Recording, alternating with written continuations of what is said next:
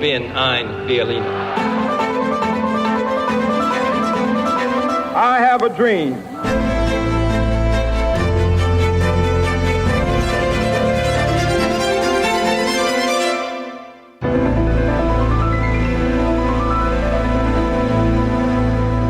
Olá, bem-vindos a mais um episódio de A História Repete-se, com Henrique Monteiro. Olá, Henrique. Olá, Lourenço. E comigo, Lourenço Pereira Coutinho. Hoje vamos falar sobre aquele que, na esteira de Carlos Magno, foi o último grande imperador do Ocidente, Carlos V, também conhecido por Carlos I de Espanha ou, antes destes títulos régios, por Carlos de Gante. Com efeito, o futuro imperador Carlos V nasceu na Flandres, território que fazia parte da herança de Carlos o Temerário, Duque da Borgonha. A propósito, Carlos V reuniu um conjunto de heranças régias única na Europa. Pela parte materna, era neto de Isabel de Castela e Fernando de Aragão. Por este motivo, e graças a um conjunto de circunstâncias dinásticas, tornou-se em 1516 no primeiro rei de Espanha. Pelo lado paterno, Carlos era neto de Maria da Borgonha, herdeira do poderoso ducado que, no seu auge, cobriu ricos territórios da atual França, Luxemburgo, Holanda e Bélgica. E também de Maximiliano de Habsburgo, imperador do Sacro Império. Foi por isto que, em 1519, o já Carlos I de Espanha concorreu à eleição imperial, então em concorrência com o rei de França, Francisco I. Carlos acabou por ganhar a eleição, convertendo-se então no imperador Carlos V, tendo para tal que recorrer a empréstimos dos banqueiros Fugger e lançado pesados impostos sobre os seus súbditos espanhóis. O descontentamento dos reinos das Espanhas prendeu-se não só com os impostos lançados para financiar a eleição imperial, mas, sobretudo, com a ausência constante do seu rei. É que a eleição de Carlos como imperador foi coincidente com o início do movimento protestante do monge Martinho Lutero.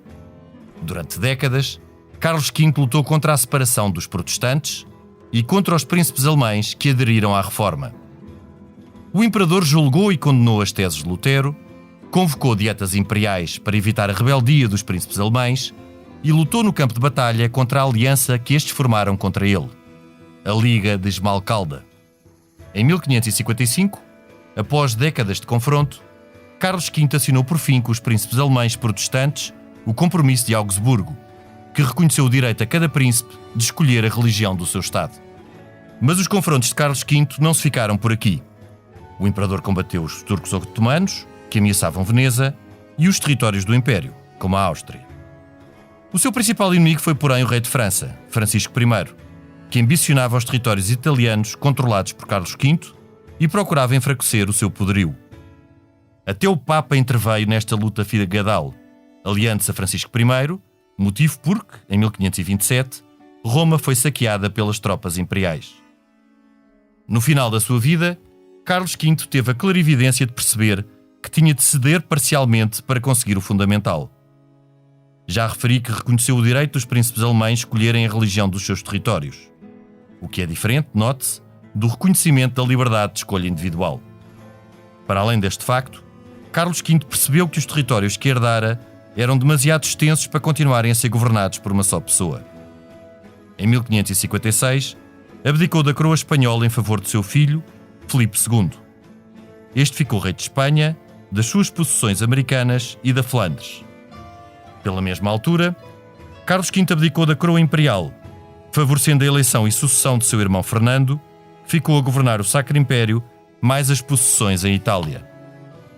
Durante quase 4 décadas, Carlos V governou um império onde o sol nunca se punha, tornando-se assim uma das principais figuras da história europeia. É, como tal, o convidado de honra deste episódio.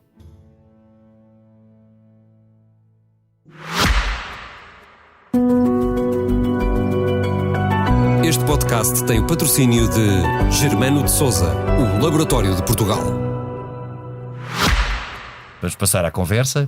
Henrique, tu achas que a abdicação de Carlos V chegou tarde demais? Achas que o imperador devia ter percebido antes que era impossível combater em tantas frentes e contrariar tantas vontades? Bom, sinceramente é uma resposta que não tenho, como é óbvio, porque quando ele se retira para Yuste, na Extremadura espanhola, ele vai também em profunda meditação espiritual e religiosa. Portanto, ele nunca assume, eu abdico porque não consigo. É aquele lema que era do Aquilino Ribeiro, mais não pude, não é? Que não é. Sim, não ele é não isso. iria fazer. Ele claro. nunca o iria fazer. Ele, aliás, tinha um império tão grande que era de facto um império muito maior, por exemplo, que o de Carlos Magno ou que outro qualquer rei europeu. Desde logo por conter as Américas. Ora bem, desde logo tinha as colónias todas, as Américas todas. Foi ele que o principal beneficiado, por exemplo, dos saques e das conquistas de Cortés e de Pizarro, que são do seu tempo. Exato, são exatamente durante o reinado dele. E é também ele que primeiro se aliou ao Papa contra Martinho Lutero, que era um monge agostiniano, ou agostinho, como queiram chamar-lhe, e que um ano depois dele chegar, ele chega ao trono de Espanha em 1516, portanto em 1517, um ano depois dele chegar ao trono, prega aquelas teses de Wittenberg, que são 95 teses de Wittenberg, que dá origem ao movimento protestante até hoje, não é? Todo o movimento protestante. Teve por causa próxima às indulgências. As indulgências, exatamente. O poder pagar-se para se pecar. Ou melhor, o ser absolvido pagando. Sabes que há uma nota curiosa sobre as indulgências, é que muitos dos que pediam a indulgência tinham que se financiar, porque as indulgências não eram propriamente baratas. Claro que e não. Os Fugger financiaram muitas indulgências e depois financiam também a eleição imperial, em contraponto. Pois, exatamente, tu referiste isso e é uma coisa bastante interessante. Aliás, há uma história, quer dizer, ele depois, o principal inimigo dele, que é o rei francês, como também... Francisco I, como também já disseste, acaba por se aliar ao Papa contra ele, e tudo aquilo acaba numa célebre batalha em Pavia. Sim. Essa célebre batalha em Pavia, posso pôr aqui um parênteses? Claro, essa célebre batalha, o programa é teu. Não é nada, é teu. Essa célebre batalha de Pavia dá origem a uma das coisas mais conhecidas, das expressões mais conhecidas de todas as línguas, que é La Palice. Uma coisa de La Palice, porque de onde é que isso vem? Vem de uma canção que há tanto em francês como em italiano, e penso que em todas as línguas, em francês, e talvez em italiano seja mais perceptível por aqueles que falam qualquer língua, que é Monsieur de La Palice é morto di fronte a Pavia, un quarto d'ora prima di morire era ancora in vita. Portanto, um quarto de hora antes de morrer ainda estava vivo. É por isso que isto é uma lapaliçada, quer dizer, porque não é óbvio, qualquer pessoa antes de morrer está viva, mas sim. Isto fazia parte da canção e depois deu origem, e repara, isto é em 1525, portanto isto já vai com 500 anos praticamente. E ele nessa batalha tem uma outra frase, o Francisco I, que é derrotado pelo Carlos V. Exatamente. Tem uma outra frase que eu muitas vezes uso, indevidamente, que é tudo está perdido, exceto a honra. Que foi o que Francisco I escreveu à mãe quando foi aprisionado. Não, mas isso de frase, já agora então vamos citar a frase que eu prefiro de Carlos V, que é: fala latim com Deus, espanhol com o povo, francês com os diplomatas, italiano com as damas e alemão com o meu cavalo. Eu acho que isso é uma frase absolutamente notável, se a gente vê latim com Deus, enfim, espanhol com o povo. Ele de facto começou por ser rei de Espanha, antes foi o primeiro rei de Espanha, aliás. Sim. Francês com os diplomatas parece-me absolutamente normal, era a língua veiculada, era a língua franca, sim. A língua franca, italiano com as damas, o que ficava bonito, não é? Nas óperas e aquelas coisas, estava a ver uma língua cantada, o nascimento, sim. Uma língua cantada, e alemão com o cavalo também parece que o alemão é uma língua ótima para dar ordens, como dizia o Marco Twain. Mas sabes que é interessante tu estares a falar em línguas, com as línguas em que ele falava, porque o Carlos V, quando chegou à Espanha, e foi algo que não foi referido aqui, o Carlos V nasce em Gante, onde é atualmente no território belga, e é educado em Gante, na Flandres belga, e é educado em Bruxelas, na atual Bélgica, na Flandres, até aos 16 anos. Sim, quando chega à Espanha não sabe espanhol. E é com 16 anos que não sabe falar espanhol. Portanto, ele aprende a falar espanhol. Ele era um estranho, daí perceber-se também, porque nós agora já podemos falar em espanhóis, porque ele de facto é o primeiro rei de Espanha, mas dos reinos das Espanhas. Ainda eram castelhanos e Aragão. Sim, porque ele teve que ir às cortes de Navarra, em diferentes... às cortes de Navarra, às cortes de Aragão e às cortes da Catalunha para ser jurado, e ele consegue ser jurado em todas essas cortes, além daquilo que já estava unificado, que era Aragão com Castela. Porque não era líquido, inclusive é porque nós já falámos aqui várias vezes também das questões da lei sálica, de que ele poderia suceder em todos os tronos. Em Castela poderia, pois, porque em Aragão não. Em Aragão não, mas era Fernando de Aragão. E Fernando de Aragão, que era avô de Carlos V, portanto Carlos I de Espanha, casou-se uma segunda vez. Portanto, nós não faremos aqui uma grande complicação genealógica. E depois também tinham um herdeiro. Mas não teve herdeiros desse casamento, porque se tivesse herdeiros desse casamento não seria Carlos V herdar ao trono de Aragão. Ou seja, a união de Castela e Aragão não aconteceria. Tal como nós já falámos aqui em tempos daquele príncipe português, Miguel da Paz. O Miguel da Paz, que morreu... Primo direito de Carlos V. Sim, que poderia ter sido jurado herdeiro dos 3 reinos peninsulares. E ele chegou a ser jurado herdeiro de Castela, salvo erro, Miguel da Paz. E foi a Saragossa a ser herdeiro. E a Saragossa a ser jurado, mas depois morreu com 2 anos. Ou bebê ainda. No ano em que este primo, Carlos V, nasce, e portanto ele tem a felicidade de herdar. Este nasce em 1500. Ele é todo certinho, nasce em 1500 e pronto. É regrado. É regrado. Isso é germânico. É muito germânico dessa coisa. Mas ele de facto tinha muitas frentes, para voltar agora à tua pergunta, não é? Porque ele tinha os turcos, ou os turcomanos, os turcos otomanos, que aliás ele tem uma derrota, ele perde Buda. Buda era metade de Budapeste, não é? Porque Buda na atual Hungria. É a junção de Buda e de Peste, que eram 2 cidades.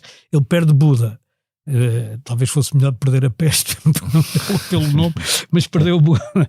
Perde Buda e fica, e quer dizer, isso freia-lhe, porque ele entretanto ele tinha tomado Tunis, portanto no Norte de África, no Norte de África, que é uma coisa extraordinária, portanto, mas isso freia-lhe um bocado aquela ânsia de derrotar os turcos. Henrique, estamos a falar numa fase de grande poderio turco, com Suleimão Magnífico, enorme. Foi uma altura em que a ameaça turca, ou que era na altura a Europa cristã, continua até muito tarde, até ao século XVII, no Império Austríaco. Basta dizer que Constantinopla tinha caído, quando ele nasceu, há menos de 50 anos. Sim, é de 1453. Pois, há 47 anos, quando ele nasceu, tinha caído Constantinopla, que era a sede do Império Bizantino. Do Império Bizantino. E todo o Império Bizantino se desfez com a queda de Constantinopla e os turcos entram definitivamente na Europa. Aliás, ainda hoje Constantinopla, que se chama Istambul, faz parte da Europa, e é por isso que a Turquia joga no Campeonato da Europa de Futebol e vai à Eurovisão, porque tem uma parte que é europeia. Sim. Exatamente.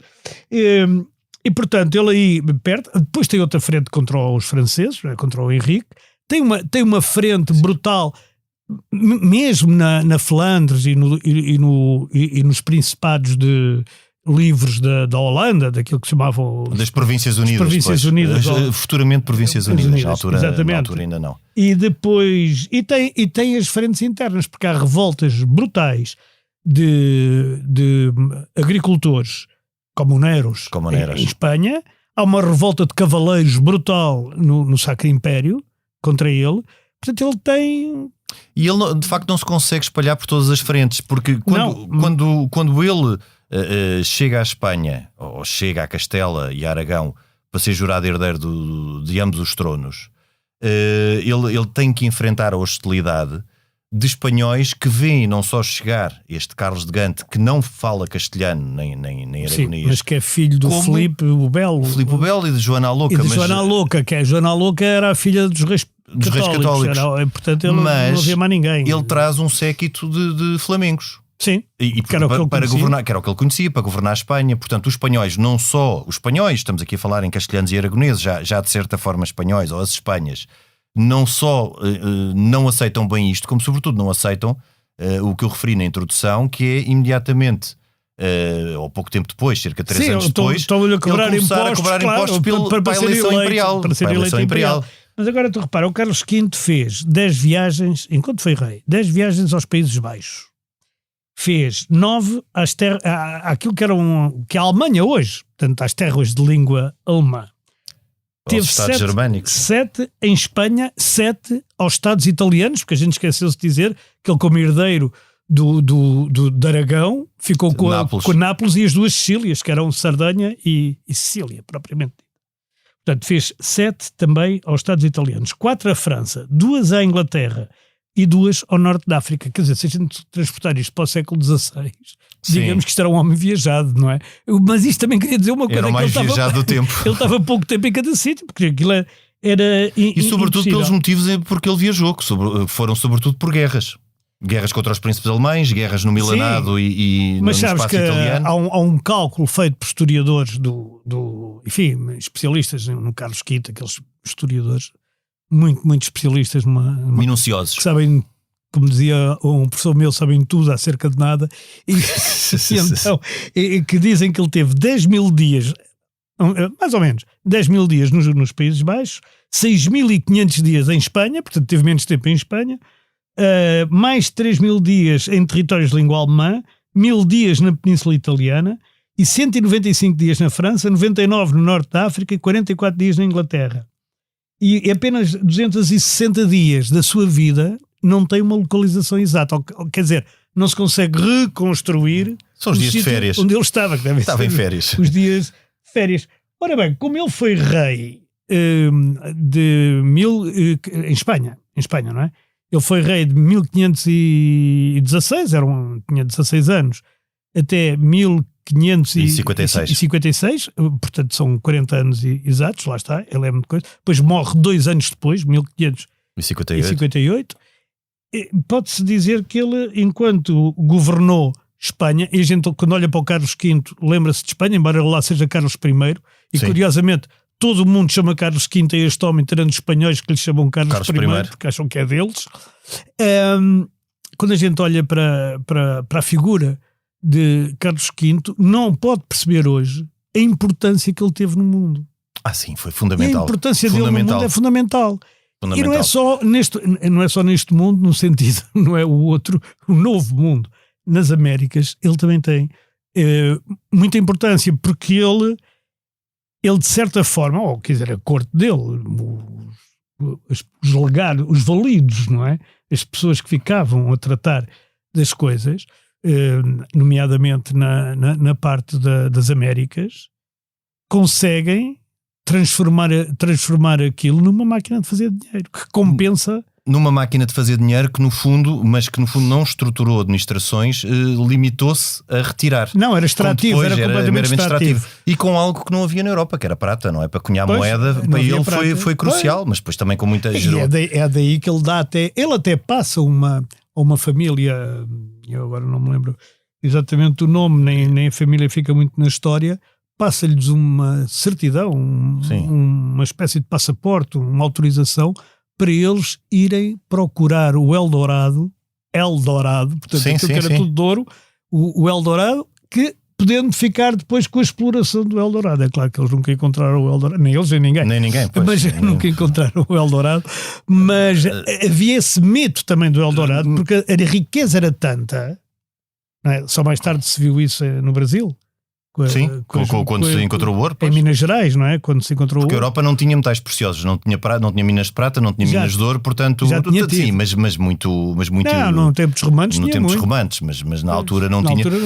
Mas realmente o Carlos V, durante estes 40 anos, não só é uma conjugação de situações que poderemos atribuir à sorte ou ao acaso, como as 4 heranças que ele recebeu. Realmente não há um outro caso de um imperador, de um rei que tenha reunido heranças reais, portanto, de ser rei pelos 4 avós, como também por uma conjugação de outras situações. Quando ele se torna rei de Espanha em 1516, coincide mais ou menos, uns anos a seguir, com a descoberta e com o início da exploração do Novo Mundo. Do Novo Mundo, sim. Juntando a isso o facto de a eleição imperial ser 3 anos depois. E é esta eleição imperial com quem ele vai, já tendo os problemas internos de Espanha, não é? Porque o problema de coordenar o que é a junção de Castelo e de Aragão, mas vai arranjar um novo problema com o que vão ser, muito mais do que em Espanha, os seus 2 principais inimigos.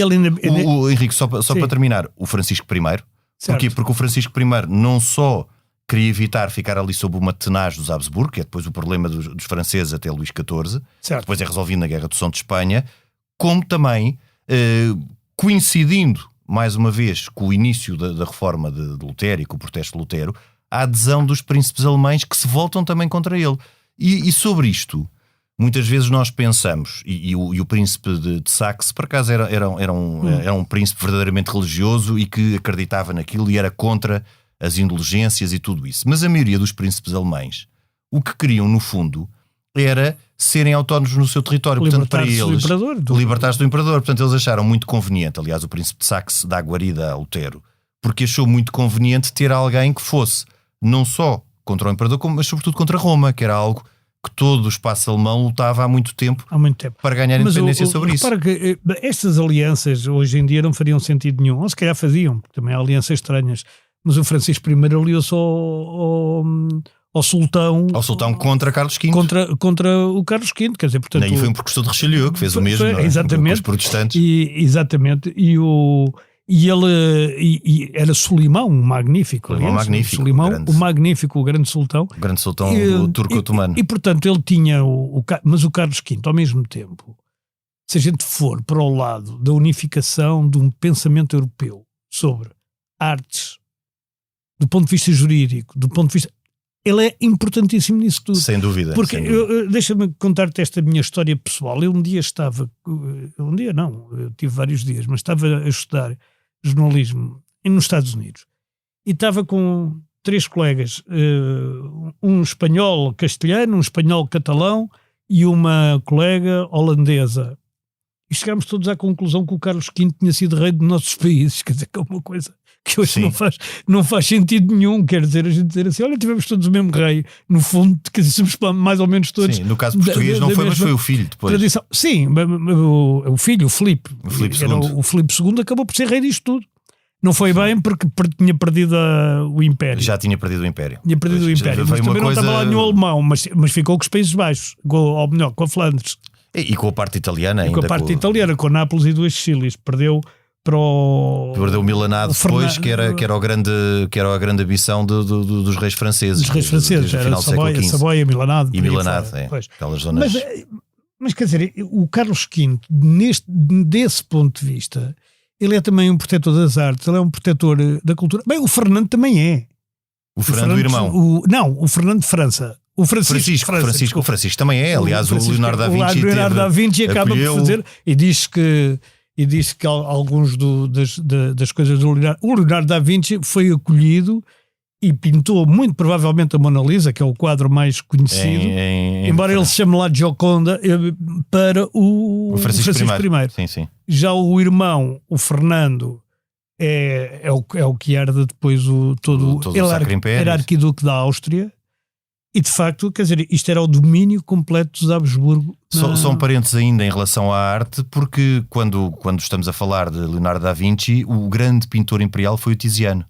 Pois foi. Que pintou vários, Tiziano, que aliás é um pintor magnífico, foi dos quadros que mais me impressionaram ao vivo. Foi um retrato de Carlos V a cavalo, na batalha de Molenberg, agora não me lembro ao certo o nome da batalha, contra os príncipes protestantes, que é um quadro verdadeiramente impactante que está no Prado. Contra a Liga Esmalcalda. A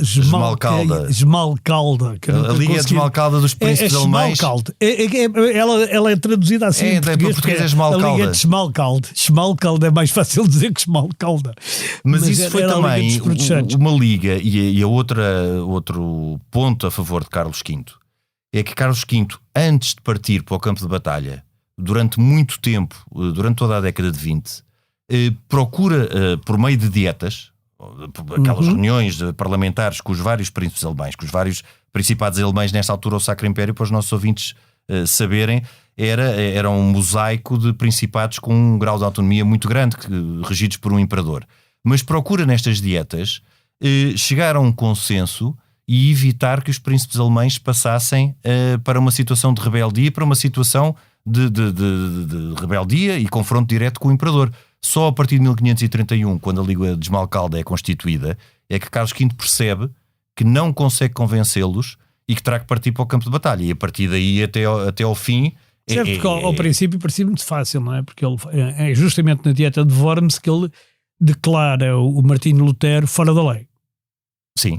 Completamente. É fora da lei e acabou. E toda a gente que o apoiar é fora da lei. E sabes quem é que o apoiou? Quem é que lhe deu guarida? O príncipe de Saxe. Foi o príncipe que se tornou logo o prima fora da lei. Mas o Francisco de França também deu guarida a uma série de protestantes, apesar dele próprio não ser. Sim. E ser católico romano, não é? Sim, os franceses em breve teriam o problema do calvinismo, dos hugonotes. Por isso... E os hugonotes depois fugiram para a África do Sul e fizeram lá vinho. E muitos novamente para a Alemanha, para a Prússia. Exatamente. A Prússia acolheu muitos hugonotes. E portanto o Carlos V, cá está, tem um reinado que é ao mesmo tempo extraordinário, mas que se a gente começar a pensar assim, bem, mas quais foram as grandes conquistas? O legado. O que é que ficou e o que é que foram as grandes conquistas? As grandes conquistas foram heranças. De facto, ele era herdeiro de quase toda a gente. Aliás, os Habsburgos depois tiveram também uma política muito endogâmica, não é? Os queixos, a gente vai vendo os quadros e não sei se reparas que os queixos dos Habsburgos vão ficando mais largos. Mais afilados. Mais saídos, porque aquilo já é... É o prognatismo. Prognatismo, dos Habsburgos. Dos Habsburgos. E como tu dizes, só termina essa tenaz dos Habsburgos quando os franceses conseguem pôr os Bourbons no trono espanhol. No trono espanhol. Porque ele era herdeiro do... Quando nasce em Gá, ele era herdeiro do Maximiliano, da Áustria, que no fundo era também já herdeiro de várias coisas sim, dos territórios austríacos e do Império. Sim, e do Império, do Sacro Império. Henrique, só para aqui também para os nossos ouvintes ficarem com esta ideia, que muitas vezes as pessoas não têm esta noção. O trono imperial não era líquido que passasse de pai para filho na mesma família. Porque tinha um conjunto de grandes eleitores que eram 7. 7, portanto haveria sempre 4-3, haveriam 2 candidatos e ficaria 4-3, portanto haveria sempre alguém que conseguia garantir essa eleição. E essa eleição normalmente era sempre com avultados dotes financeiros para estes príncipes eleitores, para muitos destes príncipes eleitores. E só começa a fixar-se a eleição imperial nos Habsburgos a partir do pai de Maximiliano, que é o imperador Fernando III. A partir daí estende-se pelos Habsburgos e depois, quando começa o protestantismo, porquê que os Habsburgos garantem a eleição imperial? Porque os Habsburgos conseguem o voto deles próprios, como reis da Boémia, que eles enquanto reis da Boémia eram eleitores, mais os votos dos 3 príncipes eclesiásticos, que como são católicos votam sempre nele. Exatamente. Portanto é assim que se começa a solidificar no espaço alemão a eleição imperial nos Habsburgos. Um deles é o de Salzburgo. O arcebispo de Salzburgo. O arcebispo de Salzburgo, que é importantíssimo. Que é importantíssimo. Até protetor do Mozart. Esta história da música é importantíssima. Mas isso, espera lá, que passámos 200 anos aqui sem dizer nada a ninguém. Voltar ao século XVI. Voltamos ao XVI, que isto era 18. Agora, não, é verdade, mas ele era herdeiro disso, era herdeiro dos Trastâmara, curiosamente. Ambos os Trastâmara, Castela e Aragão. Tanto a Joana a Louca como o Fernando de Aragão. O Fernando de Aragão era Trastâmara, que era outra família poderosíssima, que tinha lá aqueles territórios de Nápoles e das 2 Sicílias, e depois é herdeiro daquilo que lhe deixa o Cristóvão Colombo, que é a descoberta da América porque quer dizer, aquilo foi a descoberta da América em 1492, ele nasce 8 anos depois, em 1500, entre ir mais este e mais aquele e passarem da Espanhola, que é hoje República Dominicana, e passarem para o continente propriamente dito, ainda se passam uns anos. Portanto, ele quando chega a rei é quando começa verdadeiramente a exploração. Eu acho que ninguém, estava agora aqui a pensar enquanto estavas a falar, eu acho que ninguém na história europeia, talvez na história mundial, tivesse nascido e uma conjugação astral ou do que for, tivesse conjugado nele uma sucessão de situações que por um lado altamente favoráveis, por outro acabou por ser o seu principal problema, era porque tinha tanto que era difícil governar tanto e gerir tanto. Quer dizer, além dele ser filho de Joana a Louca e poder haver ali um género estragado, não é? Porque na Joana também havia. Isso é a consanguinidade, não é? Sim, está bem, mas podia haver um género estragado. Eu acho que ele vai para Yuste também porque ele não consegue, quer dizer, não só porque ele tem inimigos a mais e tem problemas a mais, isso é evidente que. E depois ele próprio reparte tudo o que tem entre o irmão e o filho, o Filipe, por aí fora. Como ele, aliás, no início começa por ser rei a governar com a mãe, com a Joana. Sim, porque a mãe era rainha e não... A mãe era rainha e continuava a ser rainha de Castela. Exato. Continuava a ser rainha de Castela Ele tinha apesar de estar semi-reclusa, tinha ficado semi-reclusa. Sim, ela não mandava nada, não mandava nada porque estava maluca. Enfim, para dizer assim depressa e mal. Mas eu acho que no fim da vida, não estou a dizer que o Carlos V tenha cedido à loucura, mas eu penso que ele tem, ou pelo menos gosto de pensar, que ele próprio tinha a consciência e a lucidez de perceber que o que lhe aconteceu a ele era quase impossível de acontecer a alguém. E que sobretudo, ele poderia achar que não haveria novamente uma coincidência destas de fatores, ou Sim. poderia ter percebido que esta coincidência de fatores gerou um império impossível de governar. E o que é que me parece? Ele, na altura, faz com o compromisso de Augsburgo uma espécie de um acordo de reconhecimento com os príncipes alemães de que cada um deles poderia escolher. Cada um no vosso Estado pode escolher a religião que quer professar. Muitos optaram pelo luteranismo. O que é muito diferente, como eu disse na introdução, de cada pessoa poder optar pela religião. Aqui era uma questão meramente pragmática de Estado. E depois o que é que ele... penso, não querendo aqui pôr-me na cabeça de Carlos V, nem fazer interpretações abusivas e anacrónicas, mas o que é que me parece? Alguém que, de repente, percebe, eu passei 40 anos do meu reinado, ou seja, o meu reinado todo, em combate. Sim. Isto é insustentável. O que é que eu vou fazer?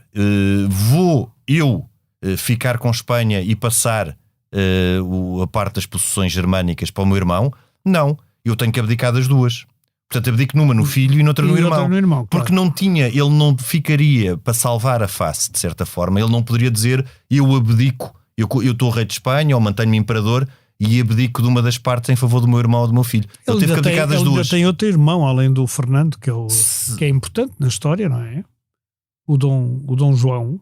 O Dom João é filho. É filho dele, exatamente. Ele reconhece-o no fim da vida. Ele reconhece o Dom João da Áustria. Sim. O da Batalha de Lepanto, não é? Onde perdeu uma mão o Cervantes. Onde perdeu uma mão Cervantes. Ele é importantíssimo. Ele é dentro dos chefes militares do Filipe II. Mas ele era pai do Dom João da Áustria, exatamente. Era seu filho, ele só reconhece no fim da vida. Ele é irmão do Filipe II, o nosso Filipe I. Exatamente. Sim, o Juan da Áustria era um dos grandes generais do Filipe II, como foi o Duque de Alba. Sim, e o Marquês de Santa Cruz como almirante. O Filipe, exatamente. Só que esse aí ganhou a batalha naval, ao contrário do Alba. Sim, do Alba. Perdeu. Mas ainda assim na Flandres ganhou. Sim, ganhou ainda, porque de facto fala-se tanto aqui sobre o Carlos V e há tantas frentes que ainda não falámos da Flandres. Mulher.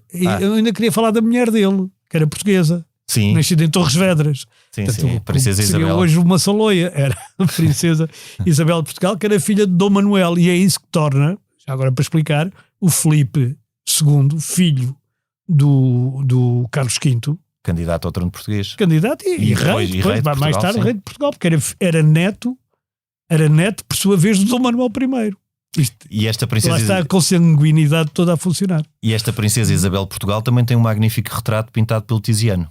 Que é muito bonito, esse retrato. Ela era bonita. Aliás, para acreditar no retrato, sim. O Dom Manuel, sim, mas essa é a altura em que os retratos passam a ter verdadeiramente... ser mais fidedignos, sim. Sim, as feições das pessoas, porque até aí eram fantasias. Eram representações mais ou menos aproximadas. Henrique, mas nós ainda antes de terminarmos, porque de facto Carlos V esteve entempolado... Dá para 10 programas e para além desta rivalidade com o Francisco I de França, que foi de facto o seu principal competidor e o seu principal inimigo, porque também tinha não só interesse em conter os Habsburgo, como nos territórios italianos. Ele ainda se alia a Henrique VIII de Inglaterra, e Henrique VIII também está ali a baloiçar entre França e o Imperador, não sendo, na altura, um competidor tão importante como estes dois. Mas temos aqui uma outra herança de Carlos V, que é importante falarmos, que é a herança da Flamenga, que é recebida por a herança da sua avó Maria da Borgonha, e que parte destes príncipes flamengos também vão aderir ao protestantismo, neste caso ao calvinismo, e vão revoltar-se já contra Filipe II. Portanto, toda aquela... Curiosamente, os que aderem só estão mais perto do que é hoje a Alemanha. Exato. E os que ficam católicos são os mais perto do que é hoje a França. Exatamente. É isso que explica a França ser... A Bélgica ser católica e a Holanda ser protestante. E a Holanda ser protestante. Mas no caso do território alemão foi a mesma coisa. Os territórios para lá do que era antigamente o Império Romano, que também é curioso, aderiram ao protestantismo, e os que estavam do lado de cá da fronteira, como Baviera e outros, Baviera, sobretudo. A Baviera, como que é o maior. cristã é a Baviera. Que basicamente. permaneceu católica. E a Áustria, não é? Porque, enfim, não era exatamente do Império. A Áustria era espaço alemão na altura. A Áustria era espaço alemão e ficou sempre católica, e até bastante. E esta herança flamenga, a revolta depois inicia-se já no tempo do seu filho Filipe II, com o Guilherme de Orange.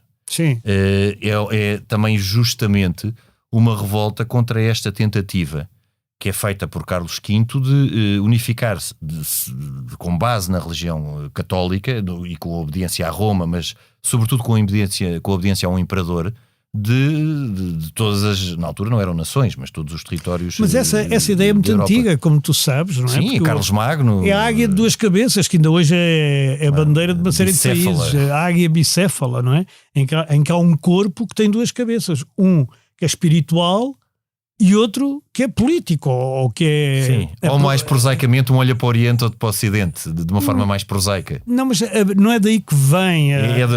do espírito e do... É do espírito e da matéria, ou seja, ou melhor, quer dizer, o Papa e o Imperador dominavam aquilo que se chamava a cristandade. Era um Papa e um Imperador. E a Europa devia ter, sendo toda cristã, sendo a cristandade, não é? A Europa, simultaneamente, devia ter um imperador. É isso que o Carlos Magno, é isso que fazem ainda o Justiniano, quer dizer, antes disso, sim.